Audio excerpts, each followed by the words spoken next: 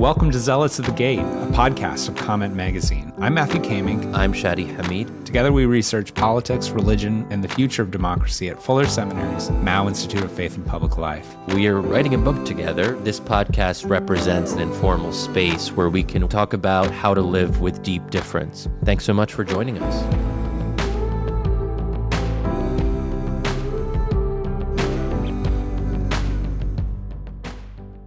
Welcome back to Zealots at the Gate, a podcast of Comment Magazine. I'm Matthew Kamink, and with me is Shadi Hamid. Together, we research politics, religion, and the future of democracy at Fuller Seminary's Mao Institute of Faith and Public Life. We're writing a book together right now, and this podcast represents an informal space where we talk together and with other experts on how we can live together with deep difference. So, thanks for joining us. Make sure you subscribe wherever you listen, and please do give us a rating. Feel free to connect and share. We'd love to get your feedback. We'll have more information on that on the back end of the podcast. But for now, Shadi, do please introduce our very special guest. Yes, we have Dalia Mogahed with us today, and we're very excited. You know, I think in some ways, Dalia, I see you as a kind of guru for the American Muslim community. Very few people that I'm aware of know more than you do about how American Muslims have changed and evolved over the past 20, 25 years. Currently, you are an associate scholar at the Institute for Social Policy and Understanding. Dalia was the former executive director of the Gallup Center for Muslim Studies, and that's where she led analysis of surveys of Muslim communities worldwide. And she's also the co-author of a book titled Who Speaks for Islam? What a Billion Muslims Really Think. Wow, that's ambitious to know what they all think. Dalia was also previously appointed by President Barack Obama to his advisory council on faith-based and neighborhood partnerships in 2009. So very happy to have you, Dalia. Maybe just to get us going, because I actually haven't talked to you in a while, so I don't know really what you've been thinking and feeling these days about where the Muslim community is at. We definitely want to talk about how American Muslims are dealing with the fallout from the Gaza war and how that's affected their own perceptions of where they fit in the political spectrum. You know, as we've talked about before in this podcast, American Muslims soured on President Biden. And it's possible now that Biden is no longer in the picture, that some of that might ease. We'll have to wait and see what Kamala Harris says and does on the issue of Israel-Palestine. But, and I think that there's also a really sharp contrast between this current period where Gaza is front and center and what came before, because I think pre-Gaza, pre-October 7th, there was almost this sense, as I saw it, that people just stopped caring about us, at least in America, that we were no longer the focal point of big political debates. And in the 2020 campaign, Trump versus Biden, again, Muslims weren't front and center. And I think for me, that was a relief. But there was also something like that felt kind of weird about it, because we had gotten so used to Muslims being a big part of American politics and American foreign policy, wars in the Middle East from 9/11 onwards. So there's a lot of different phases in the American Muslim experience. So maybe starting with Gaza and then broadening out as how you see the last 20, 25 years and what the most important eras are for you. Okay, well, thank you so much, Shadi, and thank you for having me on this podcast to have this important conversation. I'll start with Gaza because I don't think we can overstate how pivotal and important this issue is. And I say that from surveys I've seen, from many, many conversations. I think there's an impulse among pundits, among people in Washington, including Muslim, thinkers, to say, well, it feels like it's a big deal, but really, at the end of the day, Muslims are just going to vote for Biden anyway, or we're exaggerating what it really means to people. And that's just simply not the case. The war in Gaza has absolutely transformed and made Biden hemorrhage Muslim support. He got, his approval rating in 2020 among Muslims was among the highest of any faith community. The vast majority of Muslims cast their vote for Biden, unsurprisingly, in 2020. And now, he's in the teens in terms of the percentages who say they plan to vote for him. But we should note that's for Biden specifically. That's for Biden specifically, and that's before he dropped out. So it's still up for grabs what's going to happen once the candidate changes. But he has lost tremendous support among Muslims because of his policy in Gaza. And what I think is so interesting about Gaza is that Muslims politically, before this, are actually quite divided when it comes to all the hot button issues. So I'm always struck by how little Muslims have in common when it comes to a lot of things that you might think everyone agrees on. But they're divided. They look like America. They look like the rest of the country. They don't agree on where their alliances should be. Is it with the Christian right or is it with the progressive left? And it's pretty much an even divide. Or do they find their safety with civil rights, the Civil Rights Act, or with the First Amendment, with religious freedom?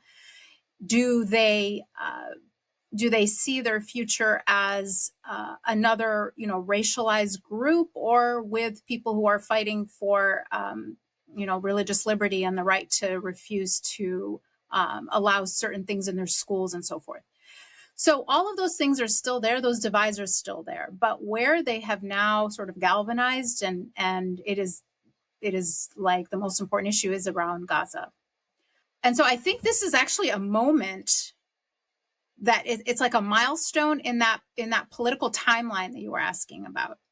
It's this moment of Gaza is the most important thing. On Gaza specifically, can you say a little bit more about why Gaza has had such a profound effect on Muslim attitudes and perspectives here in the U.S.? Because I think for outsiders, they might say, well, sure, Gaza is important to Arabs and Muslims for, some of the obvious reasons, but there's been other conflicts that have taken a tremendous toll on Arabs and Muslims worldwide. Yeah. What is it about this that has such an emotional effect that it's very hard for Muslim Americans to compartmentalize and say, well, we really don't like Biden or the Democratic Party on Gaza, but we can sort of hold that and focus on other issues and then make that comparison between Biden and Trump on a larger set of concerns, that this, for many Muslim Americans, is decisive, and that they say that they won't be able to, in good conscience, vote for Biden or perhaps even Biden's successor, Kamala, in the coming election. Help us think that through, because I think for you and I, it might be obvious because we're part of the community and we talk about these issues a lot and we hear why it's so salient for people, but it might not be obvious for others. You're right, Shadi. It's not obvious to others, and not even to all Muslims totally get it. And they do ask, rightly so, why not the emphasis on Sudan or the Congo or the Uyghurs or, lots of other places where people are suffering. And I think the emotional impact of Gaza stems from at least three things. One is there is a tremendous amount of media coming out from Gaza onto our phones. I have never seen this. I have never had this kind of access to on the ground realities as I have with this conflict. I have never seen the kind of graphic videos that I have this time. We've just never had this kind of minute by minute, real time, visual access to the suffering. So that's number one. And I think we can't discount that. And when you look at how media impacts people's opinion, it's very clear that when folks are getting their media from social media, especially TikTok and to some degree Instagram, they have a very different opinion than those who are getting their news from, TV, whatever the TV news, whether it's CNN or Fox News, it almost doesn't matter. But where we get our media matters, and Muslims as a group are just on average younger and more likely to get their media from social media, and are naturally very skeptical of mainstream media because of the way it has demonized their community for so long. So that's number one, is we have a lot more visual access. Number two, we are so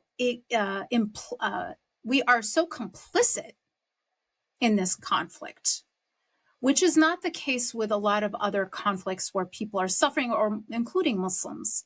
We are directly arming and funding and providing political cover in a way that is so overtly biased and so overtly enabling of this genocide. I mean, we just witnessed an absolutely stomach-turning visual of our, the House of the People giving a war criminal, literally a wanted war criminal, a standing ovation. I mean, imagine seeing that. And to be clear, you're referring here to Israeli Prime Minister Benjamin Netanyahu, who did address Congress. Just so, yeah. Keep the war criminals straight. But yes, I'm talking about Benjamin Netanyahu. We just witnessed that. And so when we and you see these split screens on your phone of children suffering and dying, and then this standing ovation, and it's like, it's visceral. It's on a primal level, the reaction you have to that, where you feel so dehumanized. And then your identity, that part of your identity is amplified, right? When you see people that look like you and pray like you killed on TV or on your phone, on your screen, and then you see your elected officials or representatives. I know that half of Democrats boycotted, but the ones that were in that room giving the person responsible a standing ovation. Imagine the emotional response to that, and a feeling of complete alienation and being like, I don't care what happens. I'm not going to vote for this guy. And then finally, and I think we need to be honest and recognize the third reason, which is faith, religion. This is a holy land.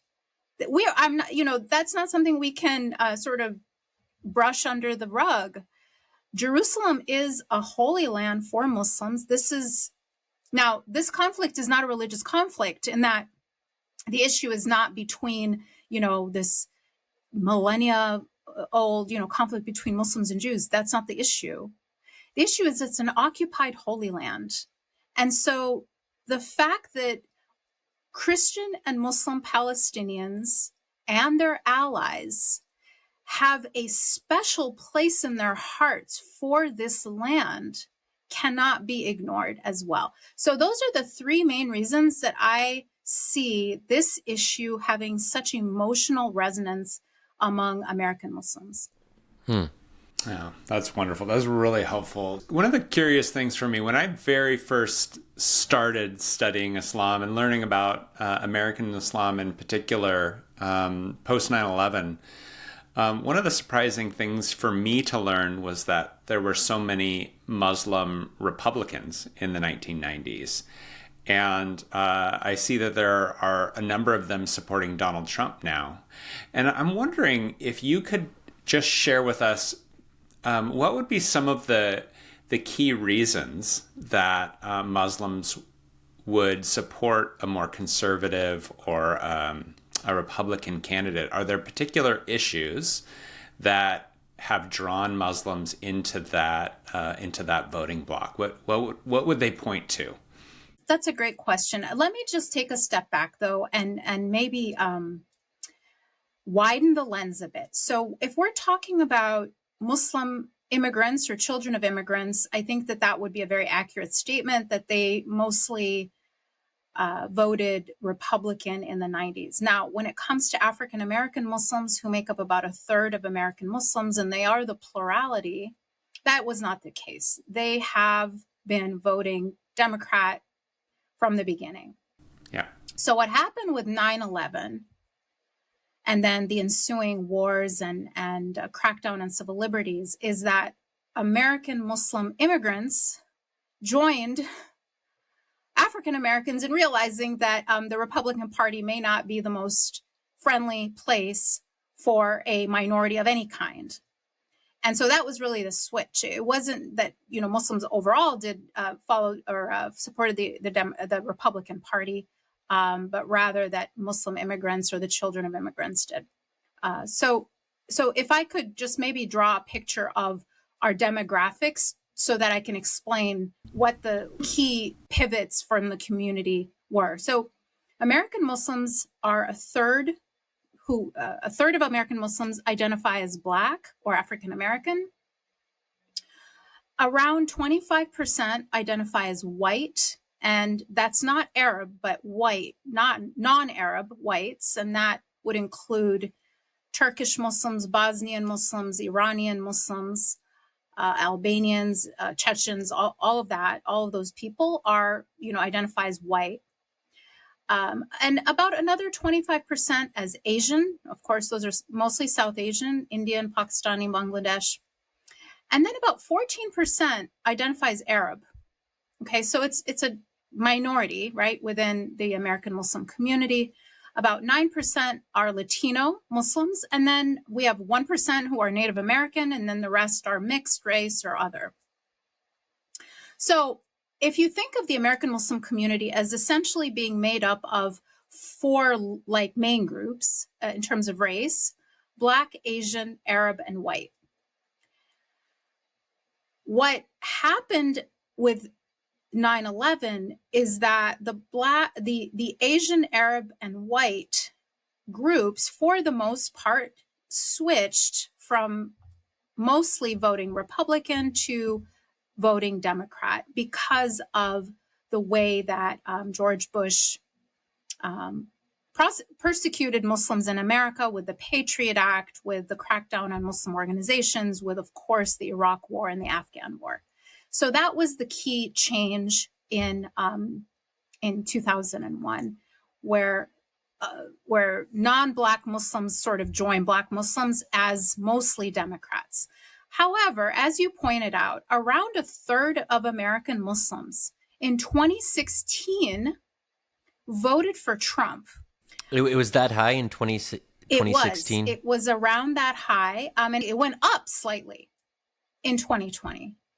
Not a lot, but a little bit. So why would a Muslim vote for Trump in 2016? The main issues that drive Muslim Trump voters are really around social conservatism, or social moral issues around traditional family structures and traditional structures around gender. So before October 7th, and the problem is that as these kinds of debates started seeping into the school system, although the president really has nothing, no real direct influence over what happens at your school district, but people, and I saw this very clearly, Muslim parents started getting more and more panicked about the way their children's curriculum was changing to redefine what a family was, the way that, just at the very basic level of who gets to be in the girls' locker room, it was absolutely freaking many parents out. So this is the reason, mostly, of why there was a slight increase, because this started happening more and more, in sort of at the end of the Trump presidency. And so people were willing to vote for Trump sort of to save their children from what they felt was indoctrination that was inconsistent with their values and with their religious understandings. And how do you see that evolving from this point on? Because, as we've talked about, Gaza has scrambled some of these previous dynamics. And I remember that I had written a piece the summer before the Gaza war started, talking about what could be the signs of a realignment, or especially as you mentioned, you had these protests that were happening around school curricula, around questions of gender identity. And I remember that really being front and center in the debates we were having as a community with Muslim family members and friends, and especially as you got older, where some of the discussion around trans rights was just very hard for older Muslims to really get their heads around. And I think there was also a sense of exhaustion with all the kind of woke developments, if I can call them that there was a sense that most Muslims had reluctantly come to terms with gay marriage or the kind of new social consensus around gay marriage. But then there was sort of this sense of, well, oh, you're asking us to kind of make another jump and to be like more in this direction. And it was a lot for people to take on in a relatively short span of time. And again, I think there's an important generational divide here. If the Gaza war sort of retreats from the public consciousness, which it already is, at least for Americans writ large. I don't think that's quite the case for Arab and Muslim Americans, but if we're talking about next year or 2 or 3 years from now, God willing, if there's actually less violence in Gaza and the West Bank, and, presumably, hopefully there will be some kind of rebuilding or reconstruction, perhaps if we're being extra hopeful, a quote-unquote revitalized Palestinian Authority governing Gaza. If that happens, do you see that some of these older trends around social conservatism could reappear as a driving force, or will something about the experience with the Gaza war just scramble this in some fundamental way that we can't fully digest or anticipate yet? Shadi, I think that it is always there, and it's an underlying issue, even while everyone is focused on Gaza. And I say that because Muslim Americans didn't put up any kind of protest when it came to gay marriage. It wasn't a topic of conversation. It wasn't something people were voting on. They were just kind of like they had an attitude of live and let live. Where they started to get very activated is when it came to their children. This whole idea of it's coming to the schools and it's changing the curriculum and someone else wants to raise our kids with different values is where people started to get very emotional about it. So I don't want folks to sort of hear this as, just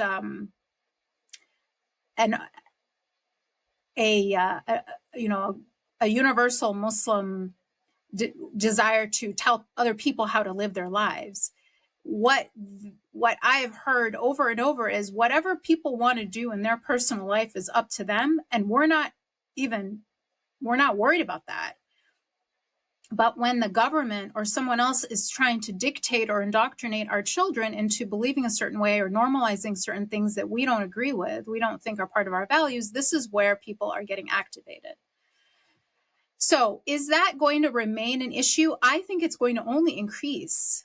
I actually think it's something that I'm even hearing among younger people, younger parents. I mean, so I consider myself an old parent in that my son, my youngest, just turned 18. So I'm done.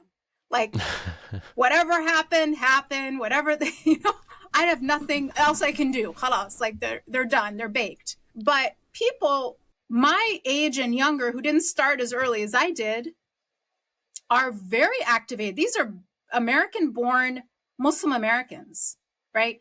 These aren't older uncles or whatever. These are people who are my generation and, not just Gen X, but Gen Y. And they're concerned about public school curriculums and what their kids are learning. So I think it's going to continue to be an issue. Now, what the Gaza war has done, and this is something I think that people need to understand, it's not that it's driven Muslim American voters that used to, vote for a Democrat or vote who were aligned with sort of a Democratic ticket. It's not like it's driven them into the arms of Trump. That's not what it's done. No one who has left, or very, very few people who have sort of left Biden's camp because of Gaza, are delusional enough to think that Trump is like better on Gaza than Biden is. But they're willing to take or risk a Trump presidency in order to punish Biden. And so that's different. They're not going to vote for Trump, but they'll vote for a third party, which they know they're not, they know how this works. They know that will, allow. So it's the idea of willing evil and allowing evil, right? And so as, in Islam, God allows evil, but doesn't will it. And this is sort of how it's going, it's working for them. They are not willing that Trump, is going to be president, but they're allowing it to happen because they feel they must take some kind of an action to hold Biden accountable for enabling genocide. So they're leaving the Democratic Party mostly over Gaza, not over social issues. But when you look at Muslim Democrats or Muslims who are still voting for Biden or were going to vote for Biden before he dropped out, they are also alienated from other Democrats around these issues of family and gender structures. Muslim Americans do not have a party where they fit in completely. When it comes to even Muslim Trump voters, yes, they're aligned around these family issues, family values, but they are very alienated from other Republicans around military aid to Israel, around, supporting Israel in general, and a ceasefire and so forth. And they're also very alienated from other Republicans around Islamophobia. They are not cool with how, the rhetoric that gets thrown around among Republicans. So they're holding their nose and accepting these things because this other issue around family and gender is so salient for them. On the other side, with Muslim Democrats, the gender and family stuff is also important, but they're willing to tolerate it because of, stuff like Islamophobia and other things that they care about that Democrats stand for, like environmental protection, like affordable health care. Muslims care about those things too. So it's really about where is their emphasis, on what topics are they most passionate about, and what are they willing to compromise in order to vote for a specific candidate or another. Matt, I have a lot of follow-up questions, but I want to make sure that that I'm curious what you think. You're sort of hearing two American Muslims going back and forth on this. What do you think about all this? Well, I mean, it's all very fascinating, and I think I can actually identify with some pieces of what you're talking about here in feeling like you don't belong in either party, actually. So, I'm an evangelical Christian, and I have a number of political opinions that would put me on the conservative side. But I also have some political opinions that would put me on the more progressive side. And so I regularly feel out of place. And my political opinions are very driven by my faith, And so that means that when I cast a ballot for a Democrat or a Republican, I feel torn. And I feel torn not simply politically, but I also kind of feel torn spiritually, because I'm morally connecting myself to a political force that I have real problems with. And So a little story here to kind of demonstrate this tearing, and then I have a question for you on it, Dalia. So in 2016, I was in the Netherlands doing some research, and I unwittingly agreed to give a lecture on American politics the day after the 2016 election. I just thought I would do sort of a debrief on the election, assuming Hillary Clinton was going to win, and woke up and had all these, had to adjust like many others did. And So Matt, you only realized it when you woke up that morning because of the time difference? right, because of the time difference, I woke up and I saw what had happened, and I saw what had happened in Pennsylvania, and I was like, oh no, it's switched. So I'm in Amsterdam, and I'm getting all of these questions as an American evangelical. How on earth are evangelicals voting for Donald Trump? He doesn't sound like Jesus. He doesn't smell like Jesus. He's just, how is this the case? So I had to answer all of these, Dutch people about Donald Trump. I don't recommend it. It's not fun. But in the Netherlands, you have 13 political parties that you can choose from. So you can choose a political party that's relatively close to your particular convictions. There's actually 3 different Christian parties to choose from. So you can pick a party that you really love, and then they will go and do the compromising for you. But the way that I described it was, in America, the political parties don't compromise their convictions. It's actually the voter that has to compromise their convictions when they sign up for one person or another. And so this brings me back to this thing of this experience of tearing, of not feeling, quote unquote, at home in the Republican Party or the Democratic Party. That's something I experience as a Christian. And it sounds like that's something that some American Muslims feel as well. Of course, there are some American Muslims that feel very at home in the Democratic Party or the Republican Party, but many of us have these sort of deep convictions of, And so this all kind of brings me back to, I hear your passion about Gaza, but I also hear your concern about these family and these moral issues. And I want to ask you something a little bit more personally, if I could.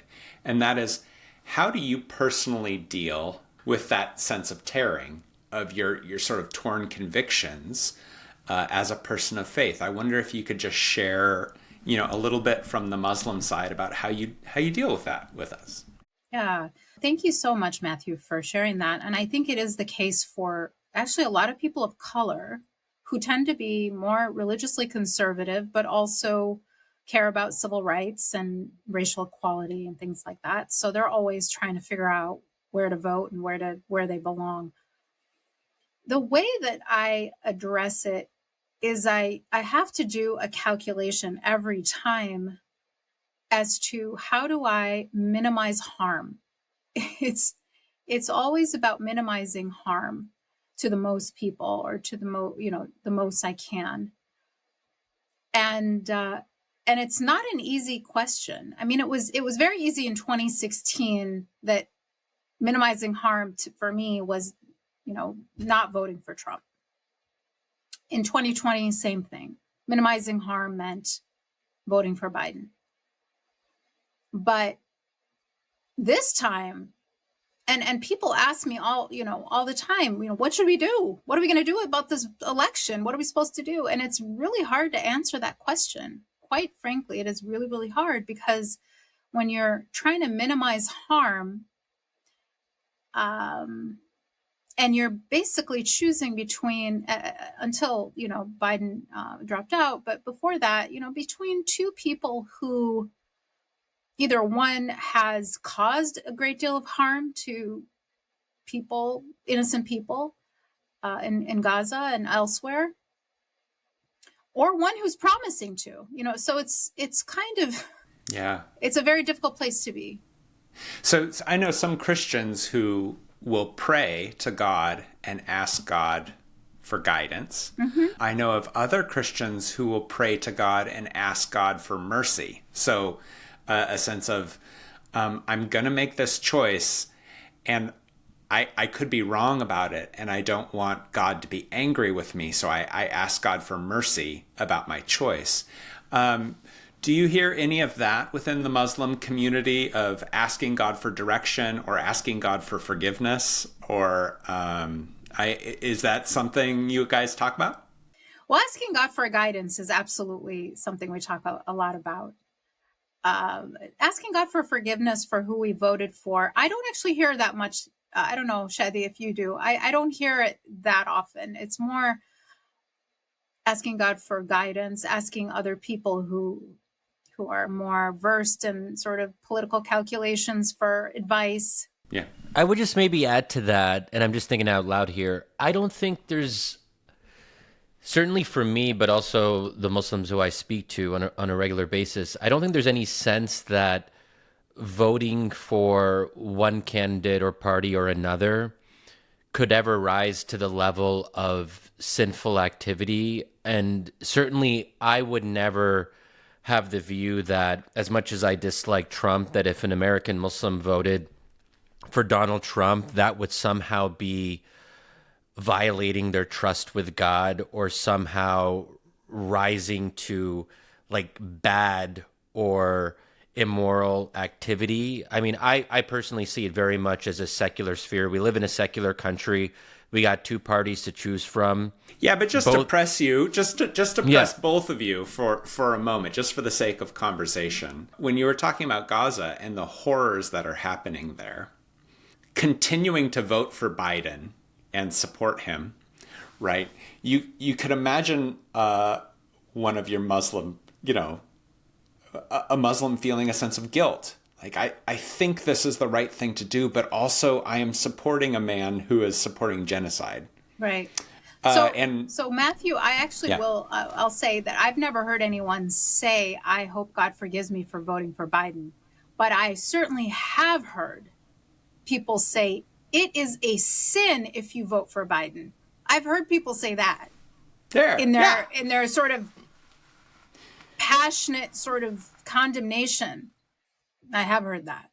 Right, because don't you have a duty to defend Palestinians? And if you're voting for Biden, aren't you, abandoning your brothers and sisters of the faith? Right, and isn't that a sin or something like that?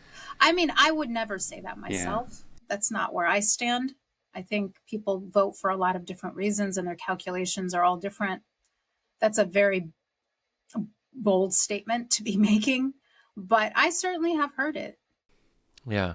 I was going to just ask about the concept of minimizing harm, because I think that, to take it from another perspective, in this upcoming election, I think there's a strong argument that, as bad as Biden has been, if the goal is to not make things worse, there's a strong argument, or at least a legitimate argument, that Republicans have less empathy for Palestinians. Republicans have more unquestioning support for Israel. That there isn't the kind of internal divide in the Republican Party around the right course. And as you noted, Dalia, about half of the Democratic caucus, when Netanyahu came to speak to Congress, refused to be there. I mean, that shows you that there is more feeling for Palestinian rights in the Democratic Party by really any measurable metric. And we're not just voting for a candidate, we're voting for a party apparatus. And the fact of the matter is that most pro-Palestine voices are on the left side of the political spectrum, not on the right. So if we want to minimize harm, then the Democratic Party would be preferable, considering we only have two choices. But I'd go a couple steps further. That we also want to minimize harm to American citizens on other issues of equity and justice, on things like affordable health care, combating poverty, of providing more social services and a stronger social safety net for Americans who are left behind. All of that would seem to be served more by the Democratic Party. if you sort of take the premise that the Democratic Party is better on those issues of social and economic justice. So how would you respond to that? And I think I remember that when a lot of Arab and Muslim Americans were saying, hey, we don't know if we're going to vote for Biden, and this would have been like now 7 or 8 months ago, I think there was a lot of anger and a sense of resentment that I saw from members and leaders of the Democratic Party, where it was like, hey, we've been supporting Muslim rights for the last, 5-10 years. We're the ones who spoke out against Trump's Muslim ban. We're the ones who have been calling for Muslims to be a full and equal part of American public life. Now you Muslims, and sometimes it became like a very patronizing tone. Now you Muslims are threatening to turn your back on the Democratic Party because on one issue you're angry about it, that you should be team players. And I think that I also heard a lot of this on the trans rights, gender identity, school curricula stuff, that, hey, you Muslims are part of the Democratic Party along with blacks and Hispanics and others, and in the spirit of allyship and intersectionality, you might not get all you want, dear Muslims, but we've been supporting you, so you got to support the progressive causes on gender and gay rights and woke stuff and so on and so forth. So I guess what I'm getting at is a bigger question of what does it mean to be part of a political coalition? Because the Democratic Party is not a very ideological party in the sense that there's one clear line. There's different minority groups, and it's a kind of messy, chaotic patchwork. And then it's expected that each individual group will kind of toe the line at the end of the day. So even if blacks are generally more socially conservative on an issue like abortion, they're not expected to kind of raise that as a kind of divisive issue. And Hispanics, who tend to be more, more Catholic, more socially conservative, a similar line would apply. How do you sort of see that kind of give and take? And then in the context of minimizing harm, just to bring it back to the original premise. There's a lot that you... Yeah, there's a lot there, Shadi.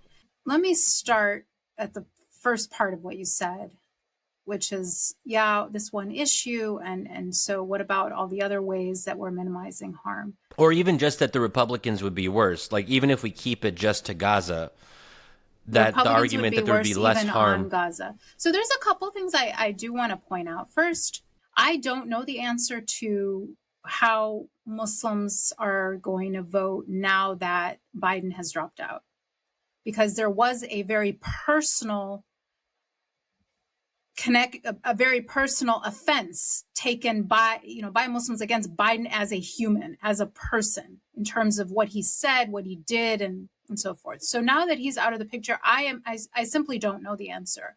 So that's one thing I want to say. The second thing I wanted to point out is that Muslims are sophisticated enough to know the difference between voting for president, voting for Congress, voting for a school board. So many people who have absolute passionate objections to Biden are fully planning on voting for, their Democratic member of Congress. So it's not a rejection wholesale of sort of an entire party. A lot of Democrats have called for a ceasefire months and months ago, and did so in response to a lot of lobbying from their Muslim constituents and from other constituents who aren't Muslim.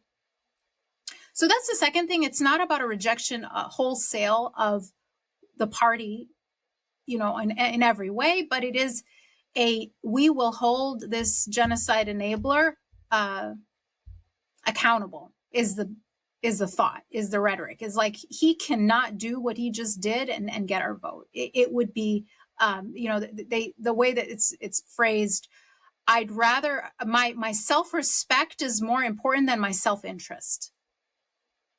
So it's a very primal, it's deeper than reason, and it's deeper than self-interest.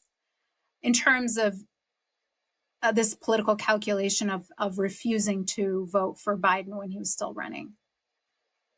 So all of those things I think are important to note. The piece about coalitions and allyship, I think it's still a debate and around how much should or how much is it reasonable for folks to be asked to compromise? Because I don't think it's black and white. And so what is real allyship? I mean, if to be your ally, I have to cut off a part of my limbs. I mean, this is sort of, it's like if to fit into your little box, you want me to cut my arms off. That's not being an ally. That's being, a part of a very oppressive system. I need to be able to be fully myself and still be your ally. And so there are places where even very conservative Muslims are fully willing to support, equal dignity and safety of people of all genders and all sexual orientations. But they will draw the line around, what they will call indoctrination of children as early as 5 years old on what is a family and what does gender look like and is it a choice and so forth. So I don't think it's black and white. I don't think it's about Muslims just simply wholesale not wanting to be team players, but I think it's a question of what does that compromise look like, and is it fair to ask for a compromise at a spiritual and values-based level when it comes to something as important and as sensitive as how children are being educated. So I don't think it's an easy answer, and I also don't want to leave your listeners with the wrong idea around, these are bad allies or bad team players, or we're supporting, this whole idea of like, well, we recognize that Ramadan exists. Now you must, do this activity around Pride Month. Well, I get it. But it's sort of this idea. It's like, well, I can sit it out. I'm not asking you to not do Pride, but it's totally unfair to force a child to sort of participate in an activity that they may not. We need to have them opt out. And we're not asking people to take their shahada. The idea, it's like that is literally the equivalent of what it feels like. The profession of faith for listeners. Profession of faith. We're not asking people to become Muslim. We're asking them to recognize we exist. That's it. So the idea is like, unless you endorse and celebrate and profess allegiance to this thing, you're not a good ally, is asking for people to compromise at their essence. And at some point, there needs to be a respect of people's core beliefs, that we have to find a way to be allies while still being fully ourselves.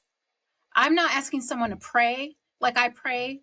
I don't need you to fast like I'm fasting. Just recognize that Ramadan exists. That's all I need. I don't need you to opt in for me, right? So you're opting out from Ramadan in that you're not fasting. And so it should be just as acceptable for a child to say, you know what, I'm not going to participate in whatever Pride Month activity that the classroom is doing today. I don't think that should cause people to believe that Muslims aren't good allies. I think we just need to redefine what an ally is. Man, this is so fascinating. And I think that juxtaposition of the place of Ramadan in public life and the place of Pride Month in public life, juxtaposing those 2 months is I think that's a really great sort of thought experiment about the place of religion, morals, and public life. I think there's a lot to that.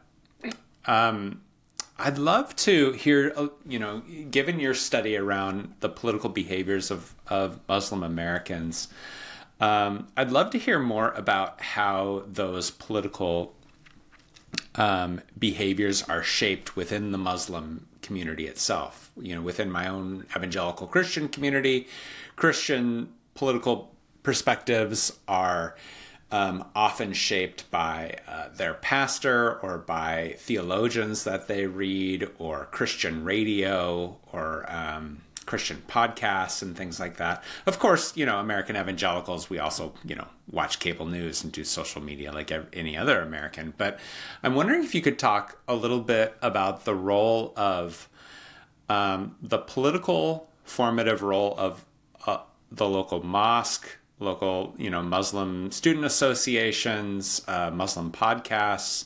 How are Muslim Americans being shaped in their political behavior by their own institutions? How would you talk about that for those of us who are not Muslims, who are not, hanging out at the local mosque? What does that look like in terms of how Muslim political behavior is being taught and shaped and formed? Matthew, it's a good question, and probably the answer will be just as fragmented as the community is. In that, so Muslims are as likely as mainline Protestants to say that they attend a religious service once a week. So evangelicals surpass Muslims in that regard. What's the number for Muslim attendance? I believe it's around 60% say that they attend a religious service once a week. And that probably sounds very high to you, but it's every poll I've ever seen, whether it's Gallup or ISPU or Pew, it's around that. I think that would be a lot better than mainline Christianity. Well, mainline Protestants say that that's around what they do, and then evangelical, it's like in the 80s, 80%, 85%. Liars. Liars. Well, then we have to sort of, they're all inflated then, but we're talking just relative. So whatever the real number is, it's similar to mainline Protestants. So, not everyone goes to the mosque, but when they do go to the mosque, since 9/11, this has been my observation, imams and khatibs, or people who are giving the sermon, are very shy about talking about politics. I mean, sermons are very tame. They're discussing kind of either spiritual issues around like being closer to God or things like that, or just very parochial sort of issues of law, or, they're not talking about politics. People are, for the most part, afraid to do so. They sort of just want to leave that alone and feel like they would get in trouble for it. So I don't believe that that's where people are getting they're forming their political thoughts or their political identities. I think they are getting them much more often from influential, influencers on social media, from Sheikh Omar Suleiman, or from, Sheikh Yasser Qadi or others, people with huge social media following who do talk about, but who have that enough clout, enough courage, enough of a platform to be very openly. They're not telling them who to vote for, but they're discussing sort of issues around political engagement and how people should be thinking about, issues around, gender and family. There was that document that was released. I think Shadi, you must know what I'm talking about. It came out before October 7th, and it was the only thing people talked about, and now no one's discussing it at all. But it was basically a position paper signed off by many, many, many Muslim scholars on how Muslims should sort of think about sexuality and gender in terms of their orthodox normative teachings of their faith. And that was a very hotly debated and hotly discussed document, but it was something that people were literally begging for. And I've witnessed that. Like, what should we be telling our kids? How should we be thinking about this? And so those kinds of things are much more influential around how people are thinking about these things than like what their local mosque or their local imam might be saying. So there are these national voices that are extremely influential, and I think people are looking to them much more often than local imams. And then, everyone has their favorite pundit or podcaster. Some are very, very right-wing and to the point of being incredibly toxic. And then there are people who are a lot more progressive and so forth. So there's there's people who are non-scholars. These are not scholars at all. They're just good at social media and good at YouTube. And those are people who are to some degree also influencing Muslim American thought. Okay, so this is a fascinating connection for American evangelicals, because in large part, American evangelical political opinions are shaped by national celebrities, thought leaders, podcasters, and their local pastors are often nervous to talk about politics and pretty quiet about these kinds of things. And so, within the Christian community, we talk about, is this actually a good thing that our politics are being formed by people we have no relational connection to whatsoever, and that we're not talking about politics in our local faith communities in these kinds of ways? How on your side of things, I'm curious. I'd love to hear Shadi's thoughts on this as well. Is it a good thing for local imams to be so quiet on politics? You didn't say why they're afraid to talk about politics, but is it a good thing for Muslims not to be shaped and formed by their local, religious community on these political things, as opposed to sort of nationwide Muslim celebrities and thought leaders? I'm curious how you all think about how we should be formed to vote. Let's put Shadi on the spot. Shadi, do you want your local imam telling you something about politics, or no? Yeah. No, I mean, for me, it's clear. But also, because I work in politics and I write and think about it and debate it all the time, the last thing I want to do is go to Friday prayer and hear a sermon about the things that I write about in my professional life. But also, I think these are people who are generally not qualified to speak about politics. Politics, and maybe this is me betraying some of my secular or liberal influences, but, particularly in the U.S., politics is a different realm with different calculations and considerations, and I'm just not sure I trust. The imams that I hear locally at the place that I go to here in DC tend to be younger, because it's sort of like a younger kind of community vibe. But, back home in Pennsylvania, our imams were usually older. And the last thing I want is like an uncle who just came to America, 10 years ago or something, just spouting out, usually tone deaf views about America and that sort of thing. And then there's a risk too that just opens up the space for division, because you don't want to be in a situation where the people who are listening to a sermon, they start to get a little bit jittery. You can hear almost the grumbling. I've been at sermons where there's a sense of unease because there's a perception that the imam has stepped beyond his jurisdiction. And, so maybe that's, and as someone who writes about the importance of conflict, and that conflict can be generative and that deep difference shouldn't be shied away from, I'm not particularly comfortable with conflict in the moment, and which is sort of like an irony. I actually am pretty conflict averse in my kind of personal interactions a lot of the time. Anyway, that's just okay, a little bit. Yeah. But what about the other part? How do you feel about American Muslims having their politics shaped by podcasters and celebrities? Well, that's great, because I'm a podcaster. Yeah. Yeah. I mean, look. I mean, you're part of the elite. but I think it's better in the sense that a lot of these podcasters aren't claiming religious authority. So I think it's this.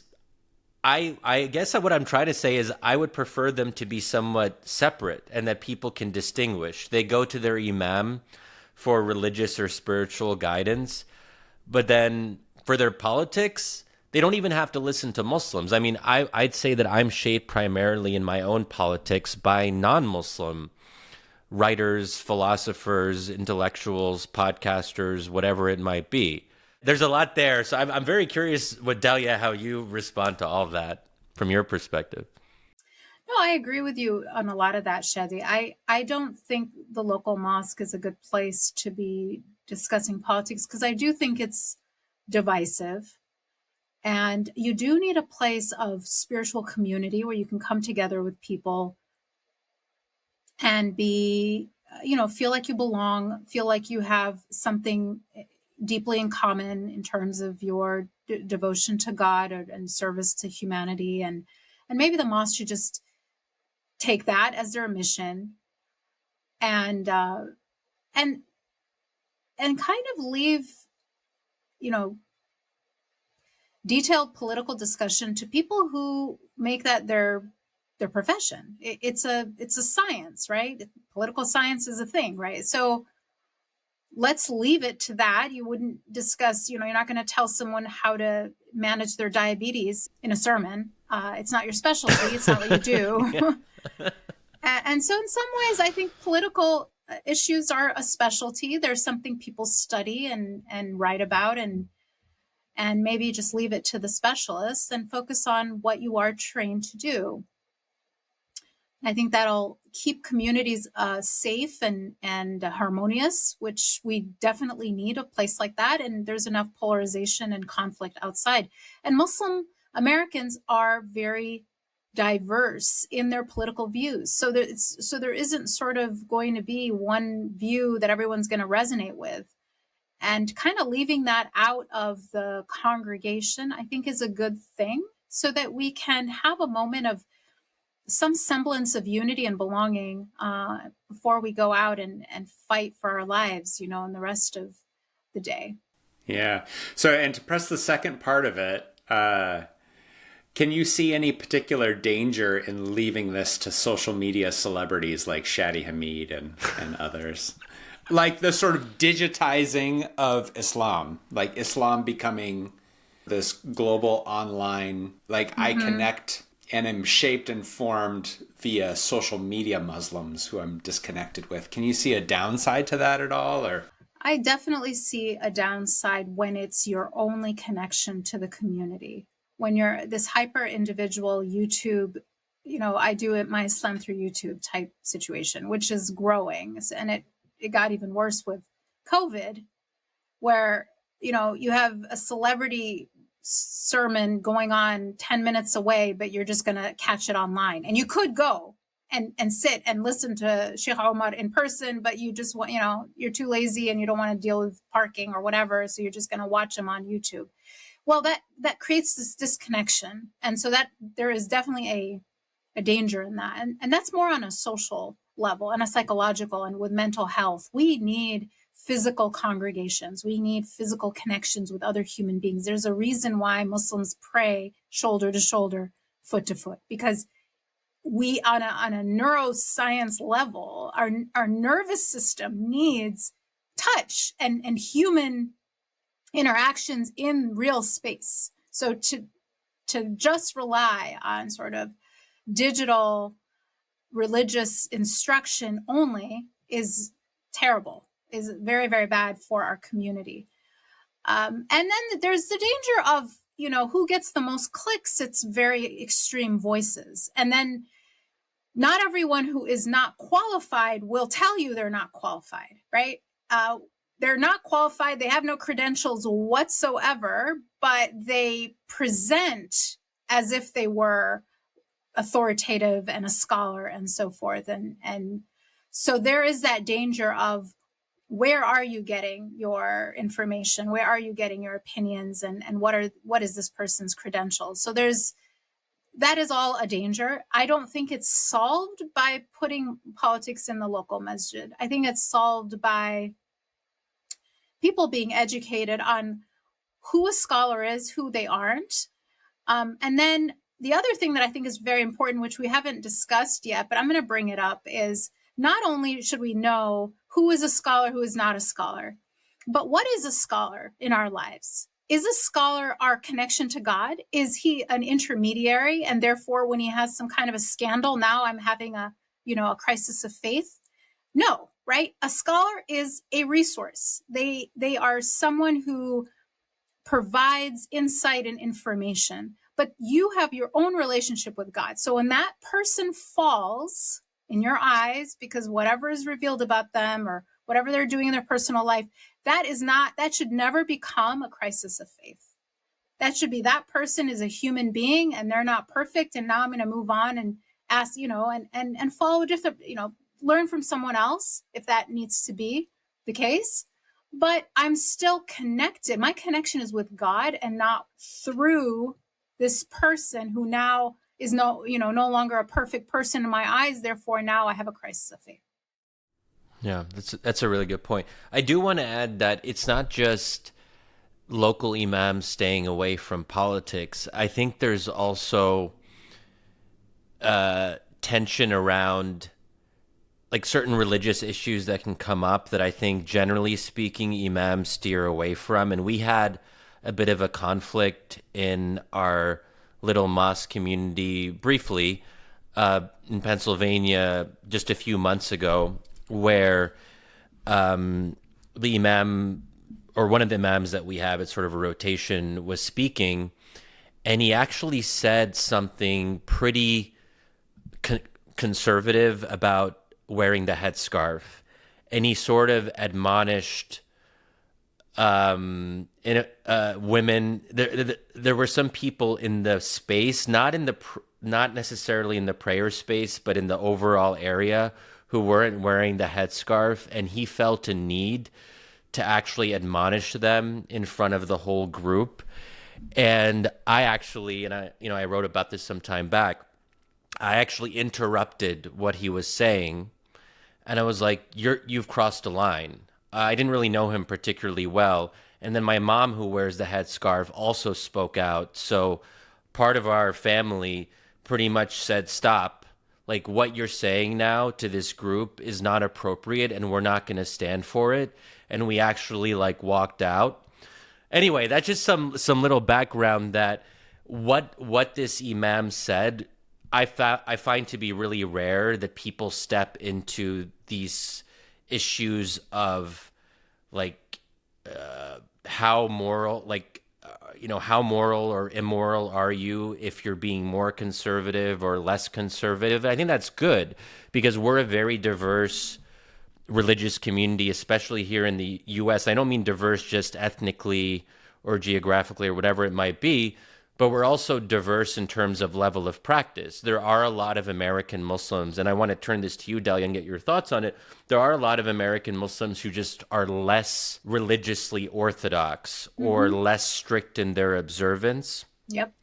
And there's even a growing phenomenon of Muslims who will self-identify as Muslim, even if they're not technically believers. They'll say, oh, I'm culturally Muslim, or I'm a secular Muslim. Right. I've also heard, this, I remember being somewhat surprised about it at first, atheist Muslim. So someone who will say, I'm a Muslim, but I don't believe in God.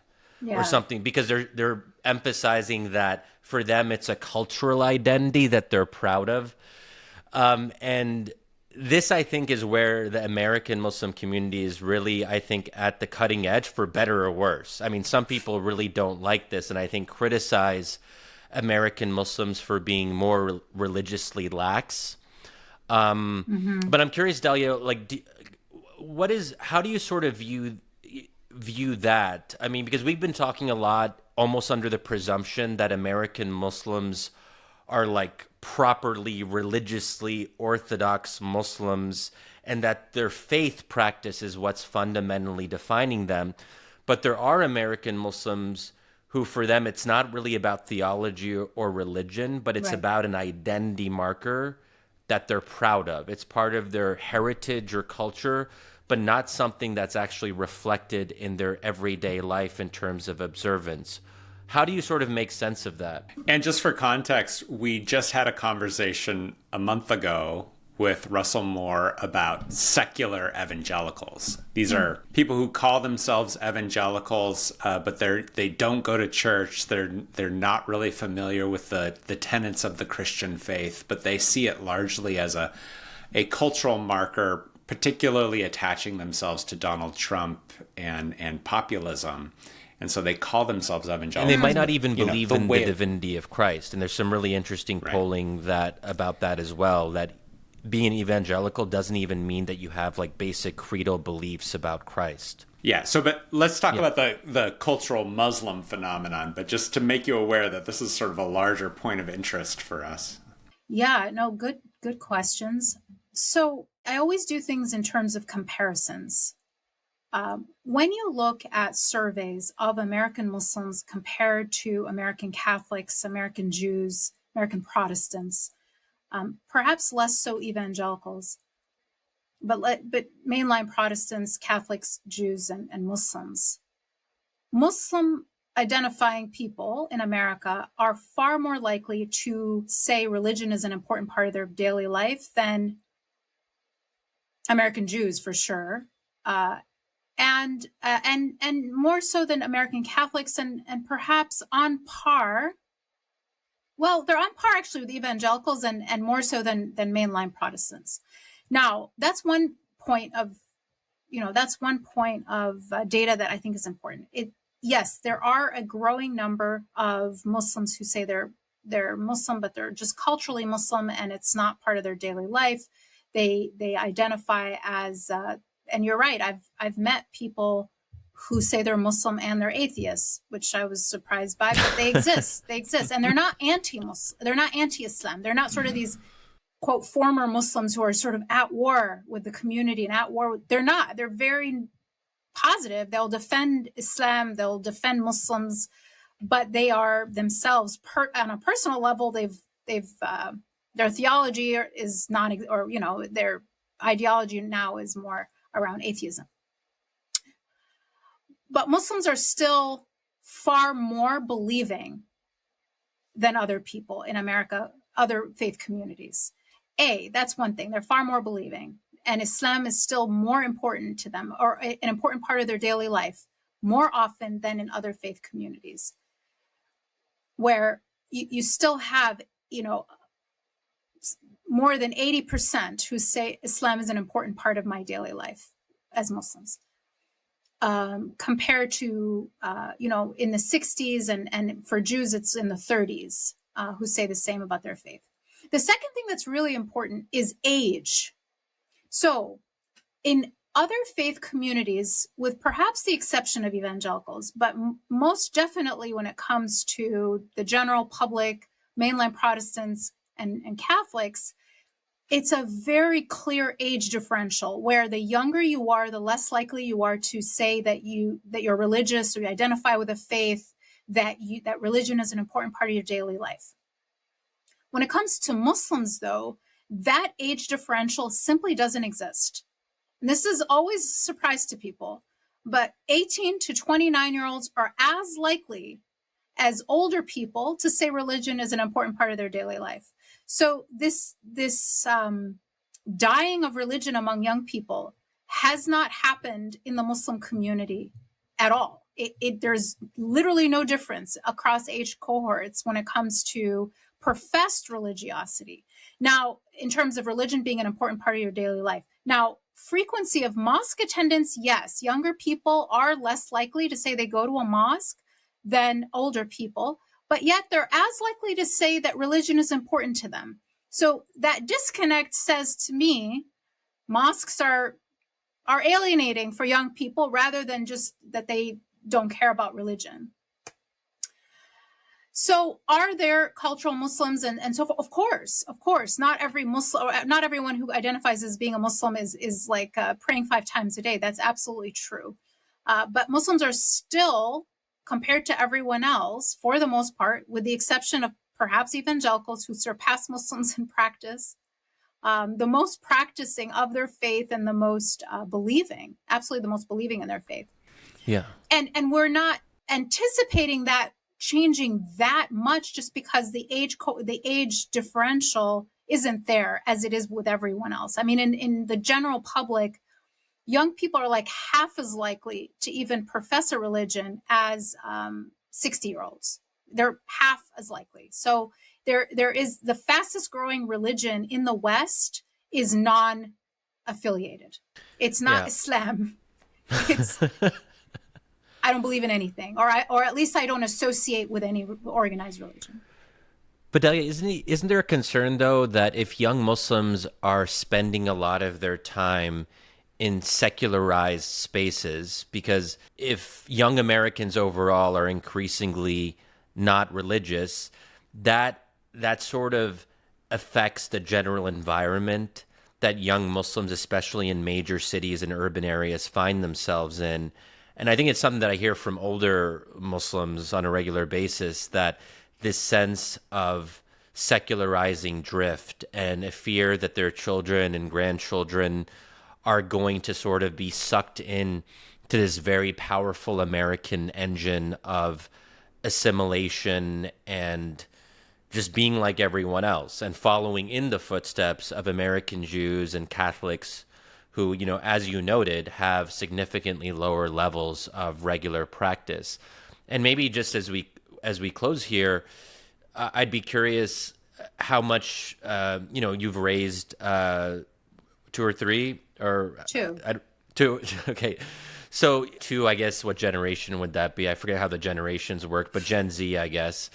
How worried are you? Like, how much have you thought about your two children and then subsequent generations? And, as you said earlier, at some point, they're out of the house and they're at college, and then the rest is up to God, so to speak. And then there's only so much you can do. But how much has the experience of having your own children sort of affected how you view the role of secularization? So, Shadi, I think that how long it will be before Muslims sort of succumb to the momentum of secularization that every other faith group has sort of fallen into remains to be seen. Remains to be seen. I'm not saying that they're immune. I'm not saying that it won't happen.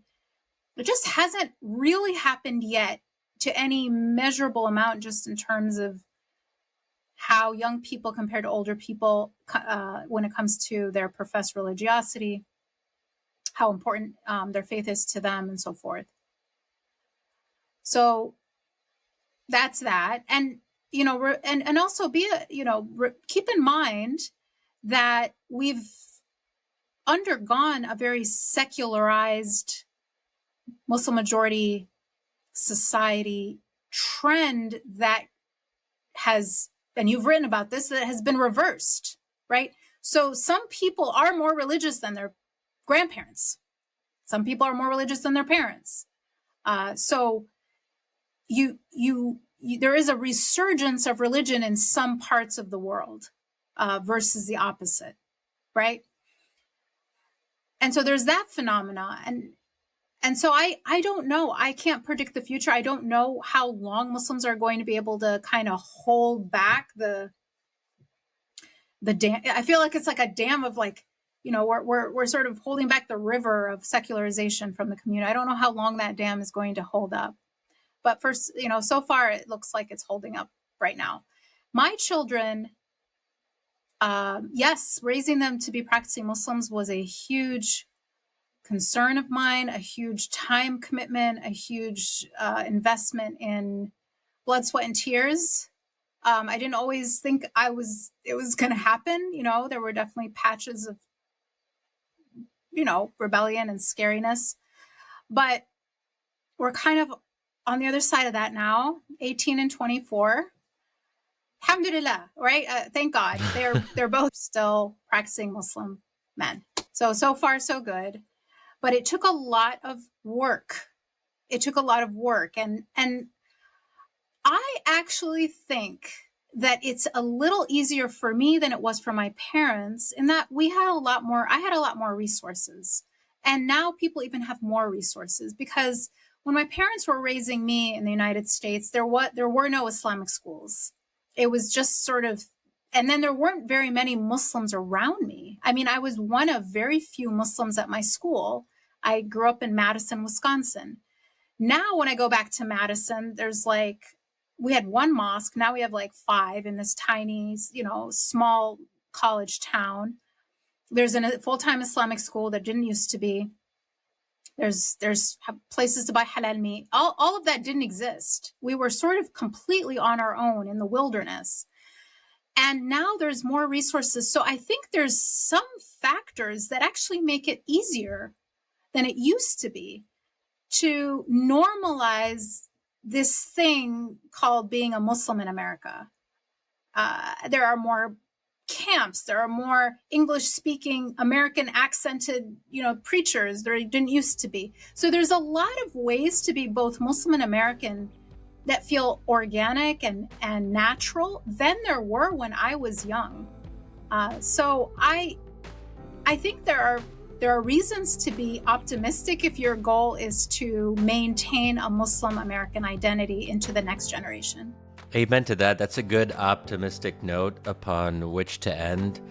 That, religion can and perhaps even will survive and prosper under secularizing conditions. Not that everyone has to be religious. We don't want to, to each. Wait, do we really teach? I was gonna say to each their own, but I'm not even sure if Matt and I really are into that whole kind of live and let. No, we can live and let live. Yeah, to some extent, for the most part. Well, look, this was such a rich conversation, Dalia. I absolutely loved it. Fascinating on so many levels, and honestly, we could have gone on a lot longer. So just want to thank you for taking the time to join us. And I want to thank our listeners and hope you all found this as enjoyable of a conversation as I did. Dear listeners, if you liked what you heard with Dalia, please do check out our other episodes and also check out our host, Comment Magazine, at comment.org. And we do want to hear from you.